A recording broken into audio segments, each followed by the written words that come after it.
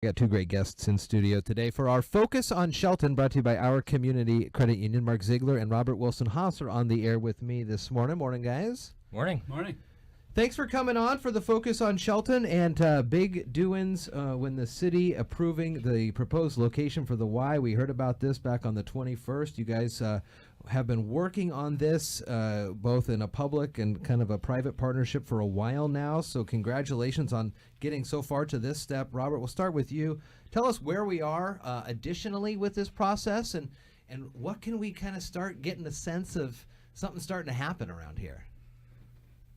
I would be happy to. I think everybody who's lived in Shelton for decades now has seen lots of issues, financial devastation during the crisis, all of that, and we just don't have that, haven't had that sense of this being a great, fabulous place. Things are changing. It's not just the Y project that we've got going on. And we've been working on that for about 6 years, and we gradually built it up, but we kind of know what we want to do. But a Y works really well when it's got a great city administration to work with, when it's got a great school district board of directors and superintendent to work with. And all of these other great partners. I mean, the Mason General Hospital, for example, Graduation Matters. So what we're seeing, the popular term now is change agent. What I think we're seeing in this area is a bunch of change agents who really kind of like each other. I mean, I like Mark. I've known him since before he remembers. And I really like the superintendent and the school board, and we get along great. And if we just keep pushing ahead, the possibilities, I think, are really exciting.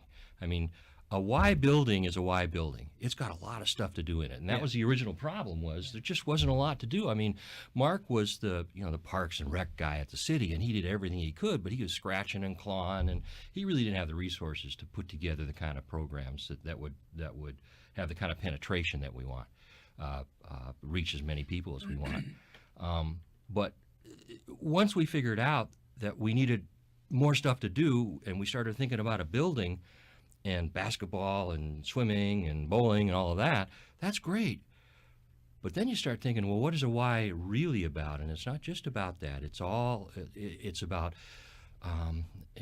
in a very real sense, learning, leadership. And so now we've got the school district that we're, we have a lot of exciting talks with some of those folks. We want to have something called Shelton University. The start would be at each elementary school, after-school programs for kids and parents, and it would be like vertical and horizontal. Mostly, well, horizontal because it would deal with kids with special needs. It would also deal with enrichment for kids who need more stuff to think about and do. And it would bring their families in. So after school at every elementary school, think about that.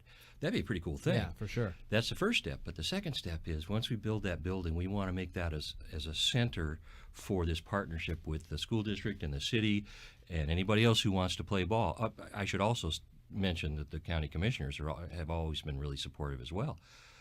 But we could do, we're only limited by our imaginations then. You brought up something while you were talking about this that kind of sparked my interest, is you mentioned the partnerships that the Y brings or has with the different governmental agencies. Is that a commonality among the Ys around the region? I mean, do they have a strong... essentially the Y is a business, it's a company, and a lot of companies don't have a lot of interaction or give back for the city. The Y, though, it seems like you're saying really does, as they try to get Parks and Rec involved, the school district involved, hospital involved. There's a lot of folks coming together on this. Is that a common trend for Ys, or is this something unique that you and the Shark Group and everybody has been working towards? Jeff, that's a really good question. First, I want to be fair. I do not know how every other Y works. Sure. But I do have a pretty good idea how some other Ys work. I grew up in a Y, and Corey, my middle child, who graduated from here in 97, is the operations manager for a really big YMCA up in Mukilteo. So, and we talk a lot about how these things work. It is a good idea to have as many strong partnerships with as many strong change agents who are positive as possible. It doesn't always work out that way. Okay. But we have, we just have this opportunity now with the people in these positions. You've got Ryan Wheaton, the city manager, has really done some exciting things, and he shows every promise of being the kind of guy who can help lead in not a political way, but in a way that just makes sense. Yeah. And makes communities better. Mark's stepped into his new position, and I've really been impressed with how he's done. And as I said, Dr. Apostle, Alex Apostle, is a pretty excitable guy when it comes to, hey, we can really make things better. So we're lucky, I think, just with the people that we have. So we've seen the picture of where the proposed location is and how we're going to be moving forward there. The northeast corner of Wallace Neeland and the Shelton Springs Road is where we're looking at this thing. What are some of the next steps that the community will start to see, or ways that the community can help just to show more support for this project, or where are we at with that? Well, right now it's one of those frustrating things. We are our little group, and we're now a Y group. We're affiliated with the Thurston County South Sound YMCA, and we're very fortunate that we have their help.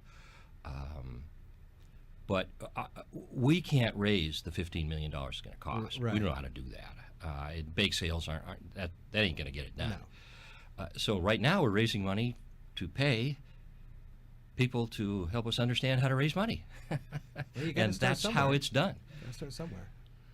And Mark, what do you see as a future kind of interactions with the city's Parks and Rec department when it comes to the Y in the future? I think first and foremost, this is a grassroots effort. This is how it started, grassroots effort, and it's building collaborations between the city, the county, the port. I think Yes, commissioners certainly. have committed, the school district, and it's really groundswell. And we've seen that work in this community. We've seen it build facilities in this community. We've seen it build programs. So that's the exciting part. The city can be on the ground floor with this and really partner in creating these life-changing experiences, a generationally changing facility for our community. And the city's really excited at being a part of that. So we're working hand in hand with the Shark Group, with the South Sound YMCA, in any capacity that we can to make sure that we are providing the best opportunities we have for our community. We can't do it all through Parks and Recreation. The Y's not going to be able to do everything. If they build a facility, they're not going to be able to run all the programs the community demands. So there's going to be partnerships there from today to a long past where our time here with Rob and I and you and everybody else. So we're hoping to build that foundation. So we've got those partnerships in place. We're working together. We're providing the best possible experiences for our community. When you're looking at this over the last 6 years or something, in your studies, did you find that a Y in a community is a generational change? I mean, it sounds exactly like it is, but that's hard to kind of wrap your brain around. That was one of the most energizing factors. Was people would come to our meetings and they would say, "I just went to Boise. I haven't been there for 5 years. They've got a Y now. The change is unbelievable," and we just Wow. kept hearing that. Huh. And the spirit, and the interest it draws in your community and the pride it draws in your community.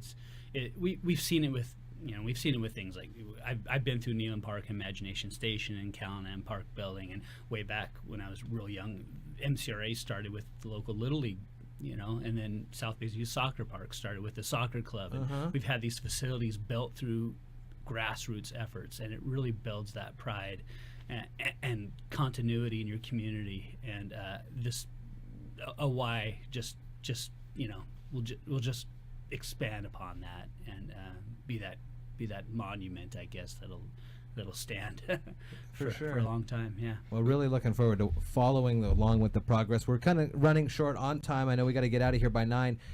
Fall schedules are out. Yeah. Speaking of recreation programs, we have our fall recreation program out. It's on the city's website. We'll be distributing that through this week and early next week. So Okay. lots of programs coming We'll up. put the links to that too on the show notes here as we get out of here. Focus on Shelton this week and every week, brought to you by our Community Credit Union. Robert Wilson-Hoss, Mark Ziegler, thanks for coming on and talking about this. Thanks, Jeff. Pleasure. Thanks. And the doors are always open to keep us updated.